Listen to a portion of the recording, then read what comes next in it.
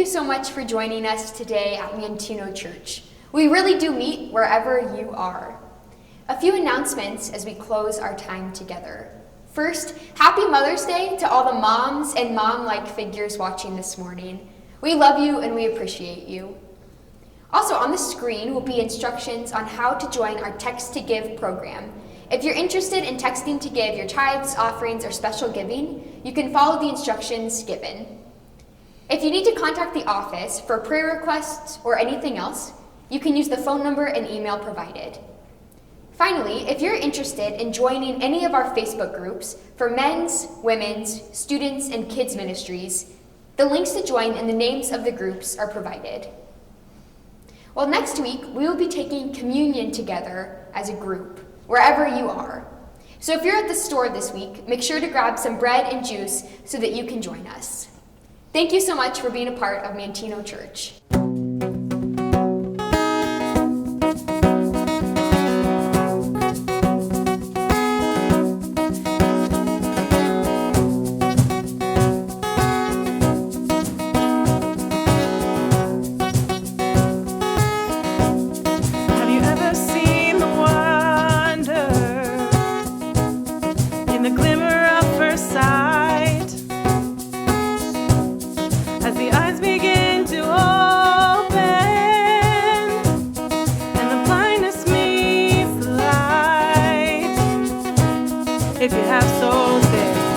I see the world in light, I see the world in wonder, I see the world in light, bursting in living color, I see the world your way, and I'm walking in the light. Have you ever seen wonder in the air of second light, having come out of the water with the old left behind? You had so say, I see the world in light, I see the world in wonder, I see the world in light, bursting in living color, I see the world your way, and I'm walking in the light. I see the world in grace, I see the world in gospel, I see the world your way, and I'm walking in the light. I'm walking in wonder. You're the wonder in the wild, turning wilderness to wonder. If you have souls, hey, I see the world in love, I see the world in freedom, I see Jesus' way. You're the wonder in the wild.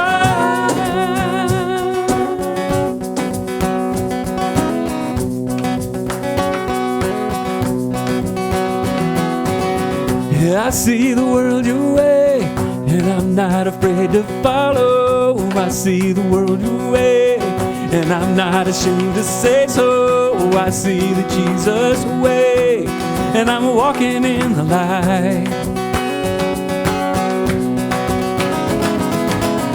Yeah, I see the world in light, yeah, I see the world in wonder, I see the world in light, bursting in living color, I see the world your way, and I'm walking in the light. Yeah, yeah, so say, I see the world in grace, I see the world in gospel, I see the world your way, and I'm walking in the light. I'm walking in the wonder.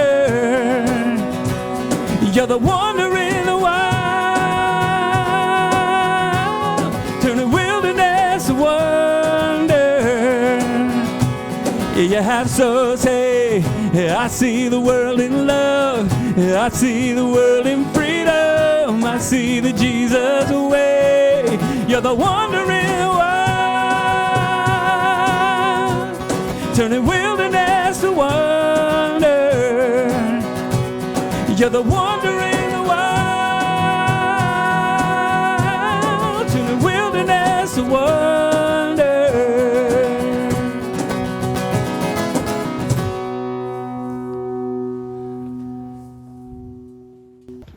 Hi, my name is Caitlin Fletcher, and I worship God by singing praise and worship music, including one of my favorite songs, Waymaker. I will be reading from Psalm 31, verses 1 through 5 say, O Lord, I have come to you for protection. Don't let me be disgraced. Save me, for you do what is right. Turn your ear to listen to me. Rescue me quickly. Be my rock of protection, a fortress where I will be safe. You are my rock and my fortress. For the honor of your name, lead me out of this danger. Pull me from the trap my enemies set for me, for I find protection in you alone. I entrust my spirit into your hand. Rescue me, Lord, for you are a faithful God. Verses 15 through 16 say, My future is in your hands. Rescue me from those who hunt me down relentlessly. Let your favor shine on your servant, and in your unfailing love, rescue me. Last week we learned about worship, and that worship is not just what we say or singing songs, it's more than that. And today we're talking about worship once again, and how worship is putting God first in our lives. So this jar, I forgot to introduce, this is my son, Owen. Hello. And Owen is joining me today to help me out. So this is a jar that represents our typical day. Okay, so what are some things that you do, Owen, on a typical day? Schoolwork, play with friends. Schoolwork, so we're going to add that to our day. And you said play with friends? Mm-hmm. Okay, what else? Play games with family. Play games with family. Anything else? Think of anything? Eat. Eat? Yeah, we definitely have to have food. Do you drink water too? Mm-hmm. Yeah, we drink water. So our day's pretty full right now, right? But there's some other things that we should be doing during our day too, right? We should be worshiping God in what we do in these things, but we should also be worshiping God in other ways and connecting with Him. So as you think of things that you do during the day to connect with God and worship with God, I want you to take one of these rocks and put it in your day. So what's something you do? Read the Bible. Worship God through songs. Okay. Pray. Yeah, we definitely pray. Do you serve others? Yeah, serve others. Sure, serving other people. And That's kind of the main ways, right? How about going to church? oh yeah, going to church. Going to church. And For me, just talking to God is a big yeah. one, right? That's a pretty big one, right? or missionaries, telling other people about God. Yes, worshiping God through telling others. That's exactly right. So we've got a pretty full day, and it looks like those things are not going to fit into our day. Why don't they fit? Did we put them last instead of first? Yeah. We put them last instead of first. What would happen if we took our day and we started over, and instead of starting with the other things, we started with things that helped us connect with God, and we focused on those? Now, it doesn't necessarily mean we have to start those in the beginning of our day, but we want to put those first and most important. So let's see what happens. Go ahead and start with those first. So we're connecting with God, we're focusing on God, and everything that we do during our day is focused on Him. And it says in Exodus chapter 20, verse 3, do you know that verse? Yeah, it's you shall never worship other gods other than me. You should have no other gods before me. That's exactly right. So we're putting God first and not everyone else. And when we do that, when we put God first in everything we do, it says you shall live. That means that you shall experience joy and freedom. And when we put Him first in everything we do, the rest of this stuff, do you think it'll fit now? Yeah. Think so? Let's see if it all fits into our day. The rest of this fits perfectly because God is touching everything in our lives, and everything we do is to worship Him. So as you go about your day today, as you play with your two sisters, as you play games, as you do your schoolwork, be thinking about how you can put God first in attitude, in your heart, and in your time with Him. Sounds good? Mm-hmm. All right. This is the third week of our series, I Worship. And Pastor Tim joined us the first week. He's our creative arts pastor. And we talked about a lot of things, and we kind of honed in towards the end of that week that the beginning of what it means to worship is just that, do I trust God? Do I trust God not to torture me, not to take away my freedom, but to give me more life? Like Jesus said, he's come to give us more life.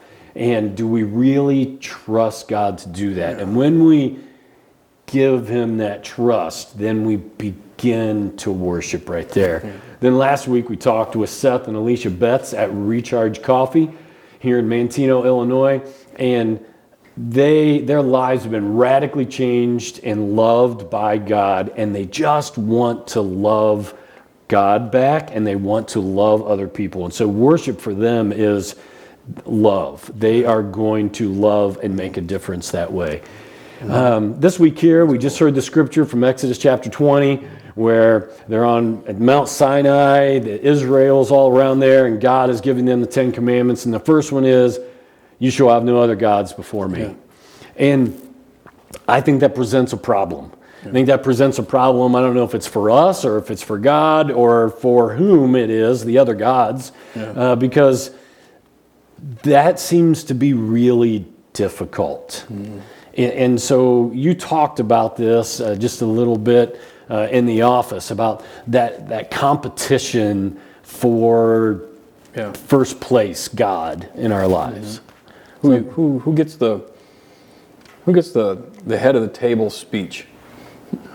If you put your voices that you have in your head around a piece of around a dinner table, who gets the head table? Who gets to say, Johnny, you cut the meat, and hey, who says the head prayer?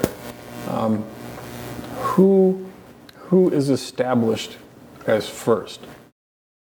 I know it brings up that whole thing like that there is something else, and there really isn't anything else. There is God.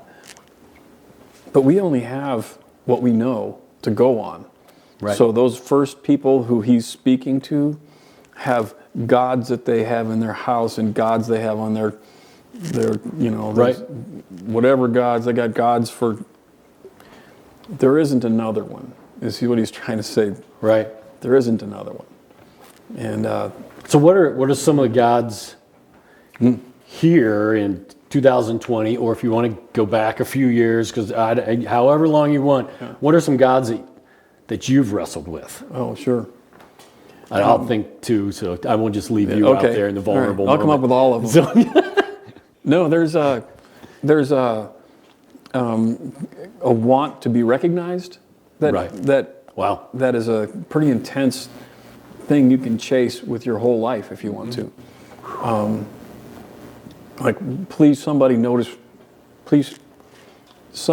me, and then like as of a couple weeks ago when I said, then you'll slap, and God thinks that's good, and we praise God that you all recognize me, whatever that is. And we'll kind of mix that in we'll cook that into something that's almost recognizable. It'll please these people and please myself and please others. And that one is a rough one, especially for musicians that are, please hear me, please hear my song. Well, in art, any form of art, music, vocal, whatever it is, it's incredibly personal. Yeah.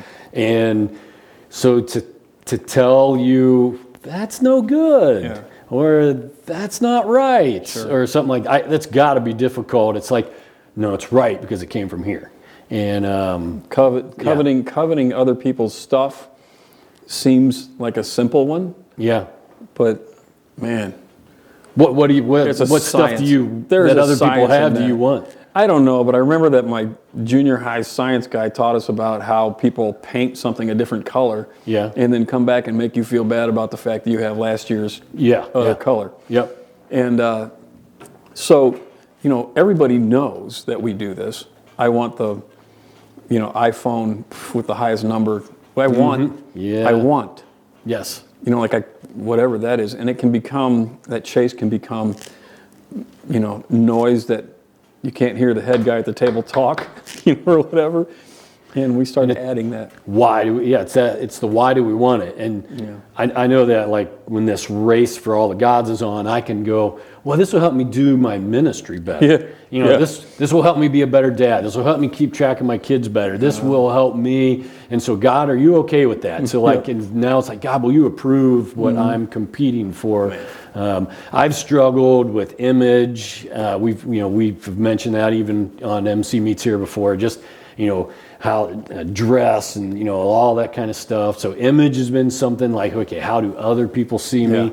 Even during this pandemic, it's like, am I working hard enough? Am I working enough? Because I don't want any of my people to think I'm being lazy. So that type of a thing. I've got a whole staff, and you guys are busting your tail ends to figure out ministry, and I'm like, am I working hard enough? I don't want them to think that I'm not working hard enough, and so.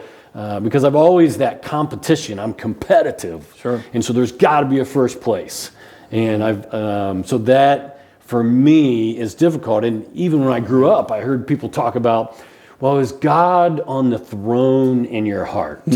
Is God the king of your life? And it's like, well, no, that girlfriend is, or that trophy is, or trying to do this or that was. And so there was always a lot of guilt associated with that. And so, and God, I don't necessarily see God here, but I can see you and whether you like me or not. And so I just think there's a lot of competition in our world, and it breeds a lot of little gods that we don't always realize it's taking first place in our life. There's a massive uprising against parents who do travel ball on Sunday over the last 10 years. Right. Or kids' sports got just hooked up over the last even 20 years. Sunday morning was sometimes football or soccer or something. And there was an uprising about Sunday morning. And, of course. There was a big fight about who's first. I swore my kids would never play Sunday soccer. I moved to Michigan as a youth pastor, and my whole youth group was playing Sunday soccer, and I'm like, never going to happen. My kid was 6 months old. And somewhere in 6th grade, when I was still my kids' coach, and I was still teaching beginning soccer to new kids coming in, and they weren't complaining. My kid wasn't complaining, but he just looked at me, and I'm like, I'll get you on a travel team. It was like, oh no, I did it. So, but there's all those things because we're competing. It's like, am I robbing my kid of an opportunity to play in World Cup? Am I robbing my kid a chance of getting a scholarship? And ultimately, am I a bad parent if I do or if I don't? And so all those things are competing, and they're all little gods going, Ken, do this. Teresa, do this. And it's like, which God do I listen to and try to please? Kind of to close this section up. The weird part about it is that he's peaceful. And everything that he does has peace in it. And so you can go run at being a pastor, and you can go run at being whatever you want. You can go run at a parent, you can fight stuff, whatever. But what follows in his wake is the peace that passeth all understanding that guards your heart. And no one can see it. No one can see it when you're in whatever. Or understand it. So let's get into that the next section. Yeah, we will. A lot of competition.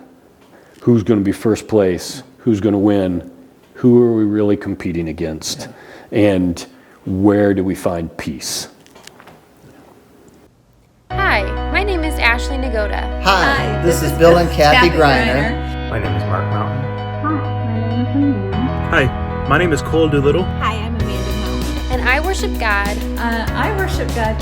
I worship God. And I worship God. And I worship God. And I worship God. By showing His love through my actions. For example, for my 3rd grade students in the elementary classroom, I share His love by the things that I say and the things that I do. Just by trying to be aware of His presence all throughout the day. Constantly looking, seeking the Lord. Amen. My prayer life and finding ways to support and serve others. By practicing hospitality. And through witnessing creation and commitment to personal relationships. Through Christian music and spending time outside in nature.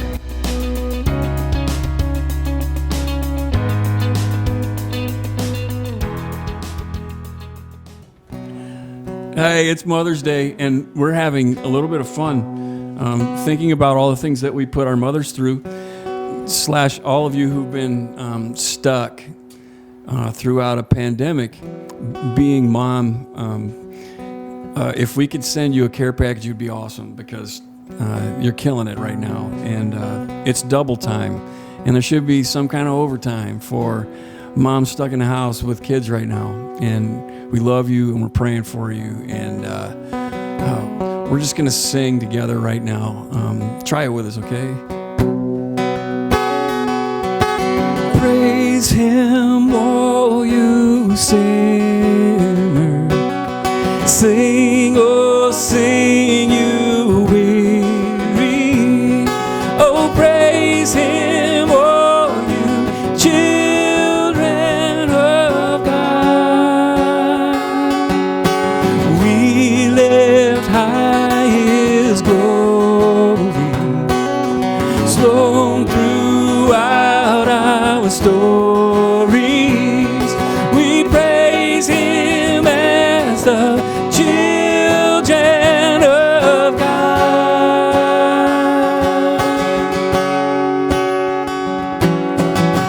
Our great Redeemer, glorious Savior, your name is higher than the rising sun. Light of the morning, you shine forever. Your name is higher than the rising sun. Your name is higher than the rising sun.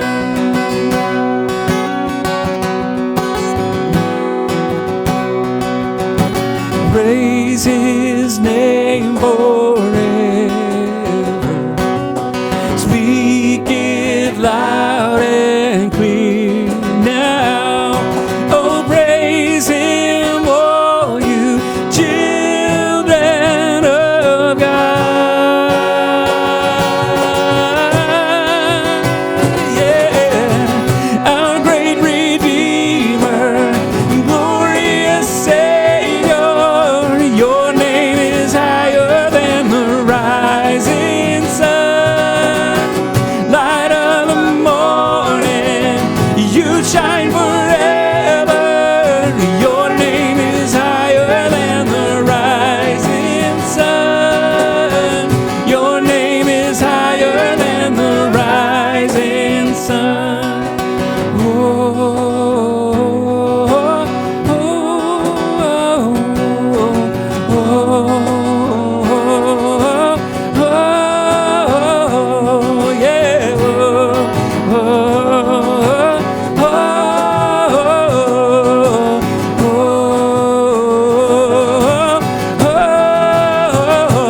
Hallelujah, name above all, simply to speak your name is praise. Hallelujah, now and always, forever we lift your name is praise.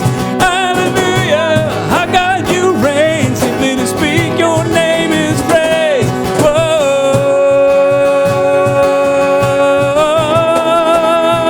yeah, our great Redeemer, glorious Savior, your name is higher than the rising sun. Light of the morning, you shine forever. Your name is higher than the rising sun. Your name is higher than the rising sun. Your name is higher than the rising sun.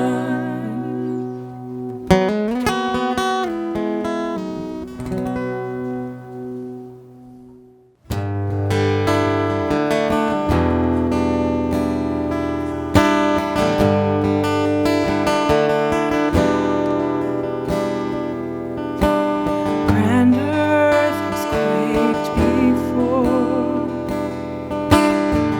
moved by the sound of His voice. The seas that are shaken and stirred can be calmed and broken from my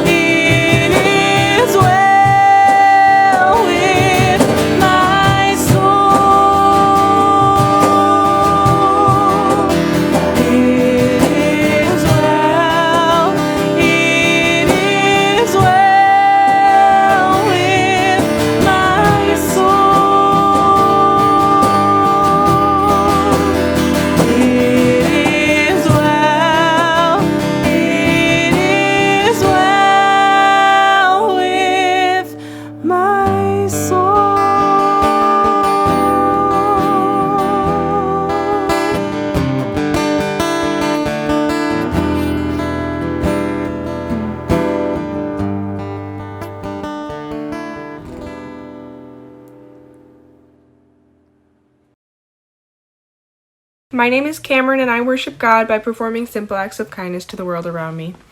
I will be reading Exodus chapter 20, verses 1 through 3.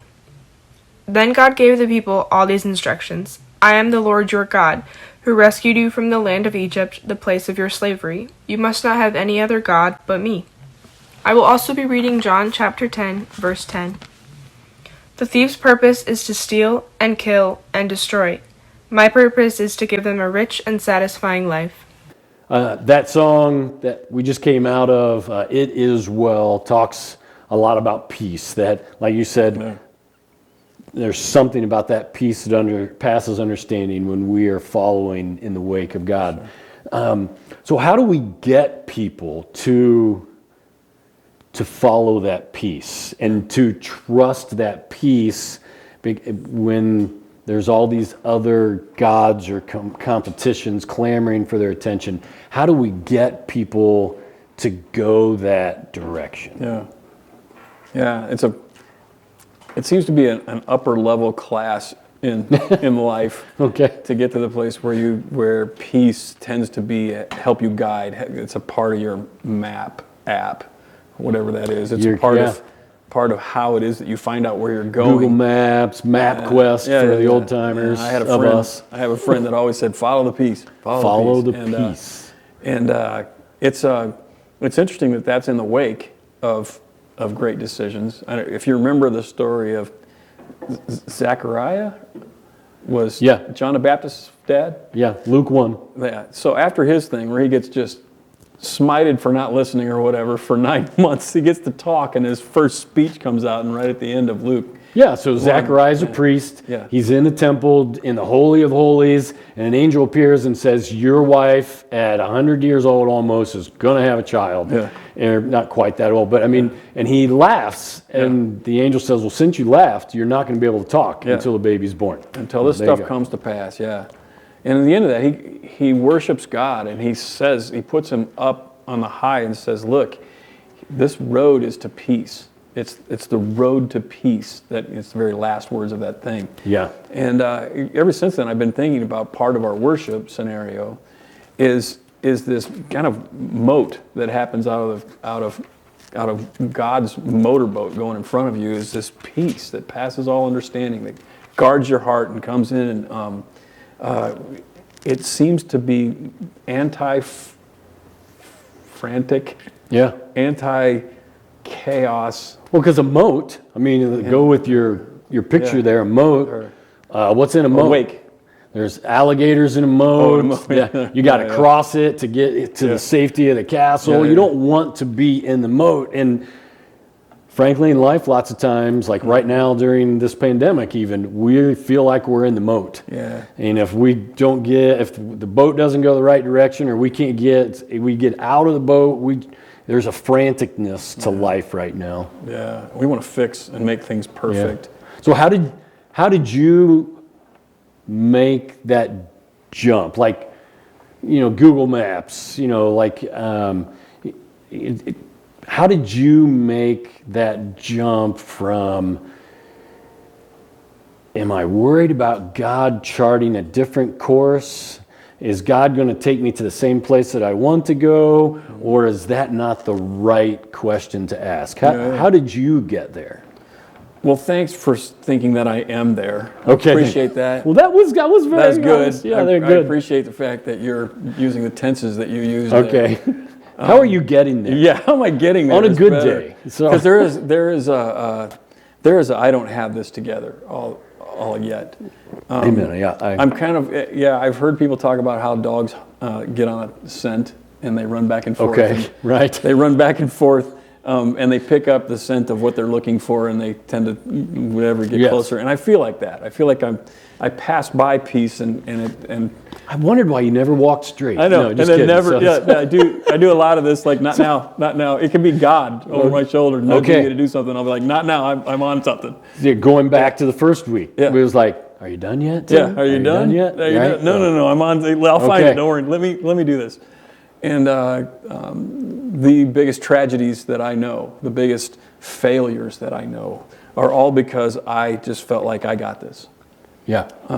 I didn't follow peace. All I did was like get used to pandemonium and chaos and whatever, and I would just stay in it because at least it was comfortable. Wow. And I knew about it. You know that, so it's easier to stay with that than the unknown. I'll take bad. Right. I'll take bad because I understand it, or I don't know. It just feels better. All the time. People we're used to the pandemonium. We're used to the anxiety, whatever it may be. And peace is too hard to do I deserve this? How do I? So yeah. You talked to me because we were kind of arguing a little bit about the concept of first place. We argue. Yeah. So we argue. It was polite. It's good. All good theology good. arguments are polite, right? So, but we were discussing whether the concept was right or not, like God has first place. And I'm like, no, I don't even want to talk like that anymore, because that means that there's a competition. Mm-hmm. And there is no competition. God is just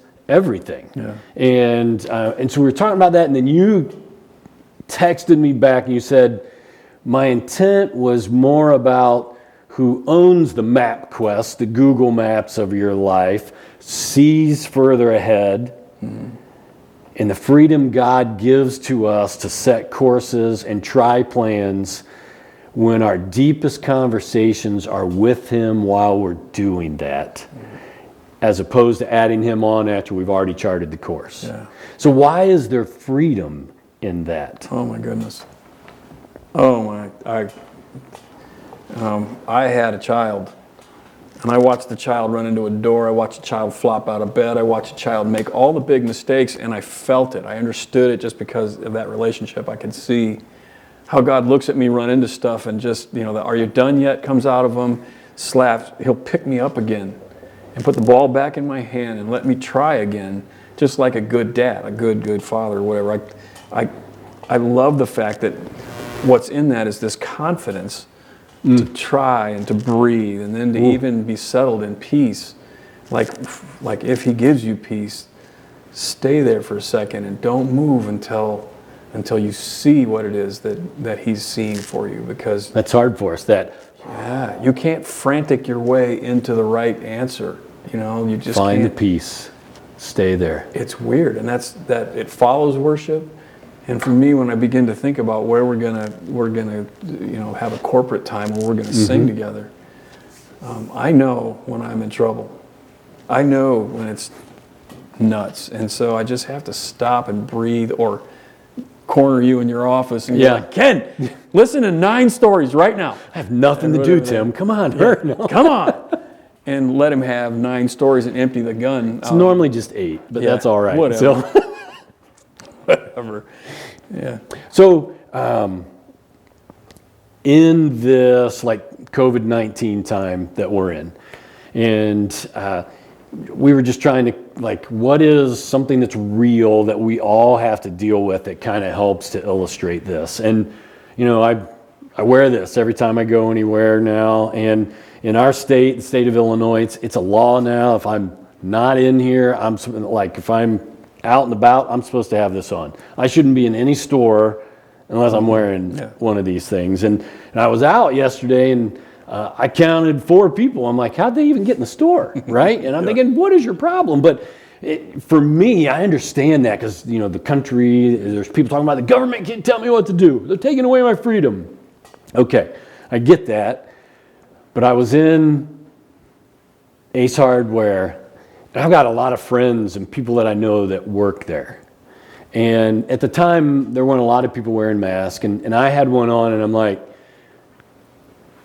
it's not about me. Yeah. I've got friends behind the counter. Yeah. And friends walking me down the aisle to show me where things are at. It's about them.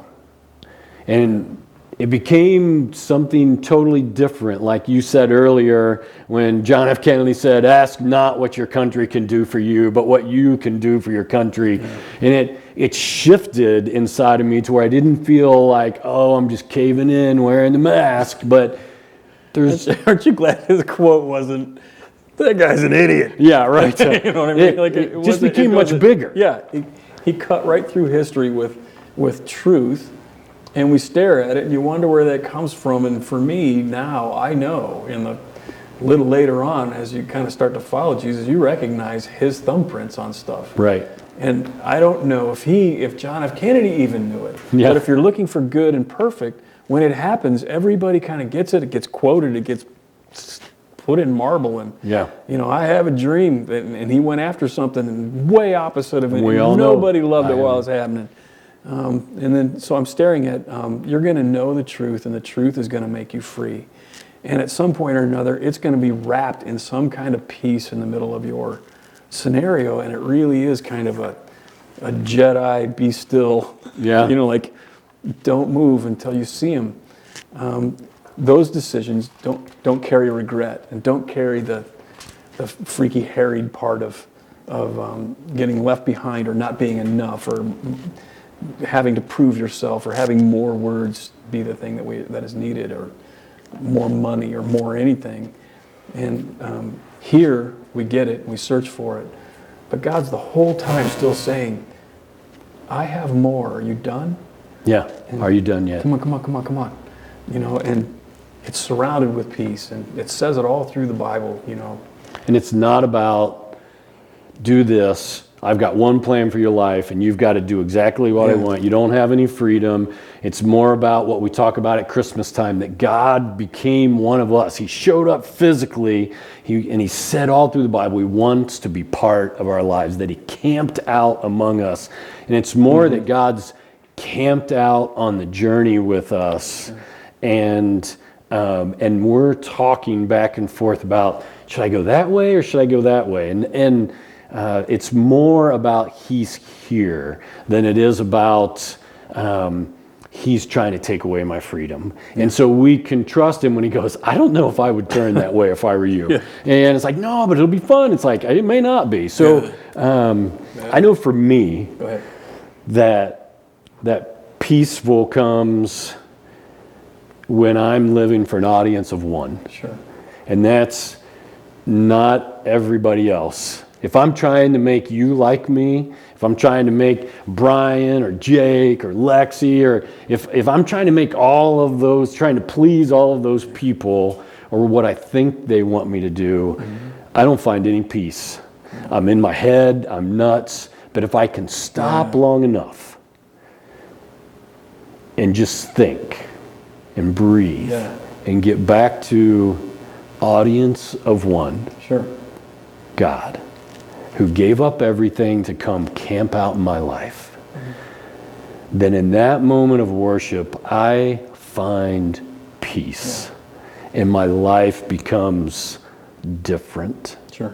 And we're going that direction. And then he's part of everything. Pastor Amy's kids' message last week was, here's my life, and little Lene, who's much cuter than me, she's putting the tea in there. I have no idea how old these tea bags are. And she's, if you can maybe, come on, tea work. Oh, it's going to happen, but we You kind of get it. If you get it, the tea takes a while, but the water changes color. And so we're going to have the video people slowly change this glass of water, okay? And so it takes a while in our lives to figure this out. But sometimes we do. And we don't get it all right, but God hangs in there with us. And he stays with us. And our lives become everything full of God's presence within the things that we're doing. This is our third week on I Worship. And next week we're going to take communion together, and we're going to do several things. But next week we're going to talk about why in the world do we get together, which you might have really good answers for now because, like me, you've been quarantined for 7 weeks. And we have great reasons why we get together. But what does that have to do with worship? And so we're going to talk about that next week. And I'd like to pray with you right now. And we say the Lord's Prayer at the end each week. And as we say that, if you want to place your hands in a receiving posture like this, that God, I need that peace in my life. I'm not getting it right. I'm listening to all the gods in my life, and I just need the one that's camped out with me. And as we say that prayer, if you want to place your hands like this in a receiving posture, you can do that. So let's say the Lord's Prayer together. The words will be on the screen. Our Father, who art in heaven, hallowed be thy name. Thy kingdom come, thy will be done, on earth as it is in heaven. Give us this day our daily bread, and forgive us our trespasses as we forgive those who trespass against us. And lead us not into temptation, but deliver us from evil. For yours is the kingdom, and the power, and the glory forever. I pray this week that you will be able to find peace that passes all understanding as you live for an audience of one. Amen.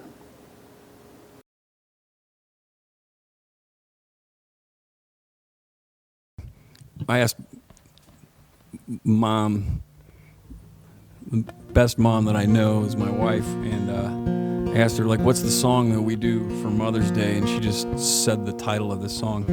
And I didn't get it at first, except moms want their kids to grow up to be people who can say they're sorry and get forgiven. And David was our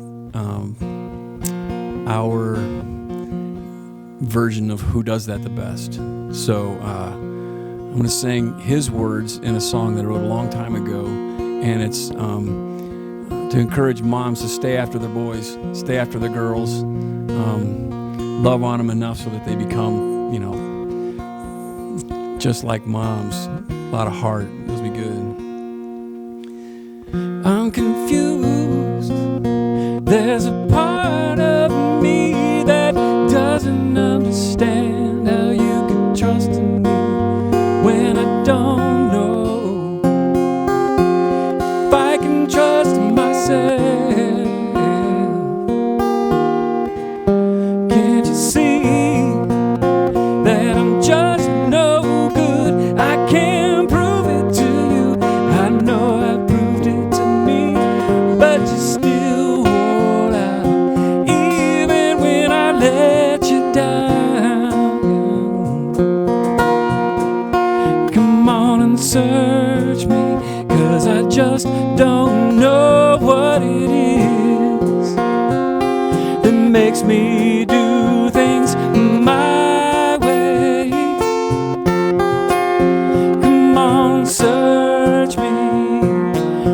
search me, come on, search me. Let me know what it is to let go. I don't wanna do things my way anymore. I could never be the way you see me. It should be frustrating you. I know it's frustrating me. I seem to fail you over and over and over again. But you care in the deepest way for this wandering boy and his wandering ways. I need you every day. Come on and search me, 'cause I just don't know what it is that makes me do things my way. Come on, search me,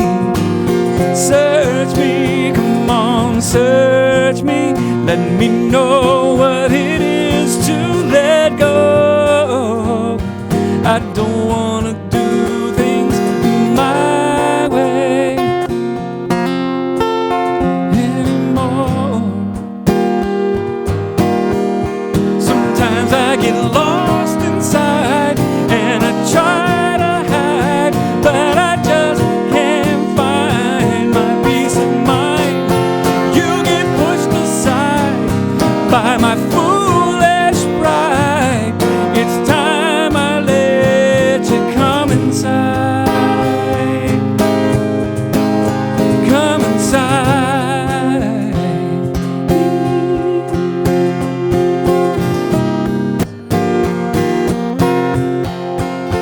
Come on and search me, 'cause I just don't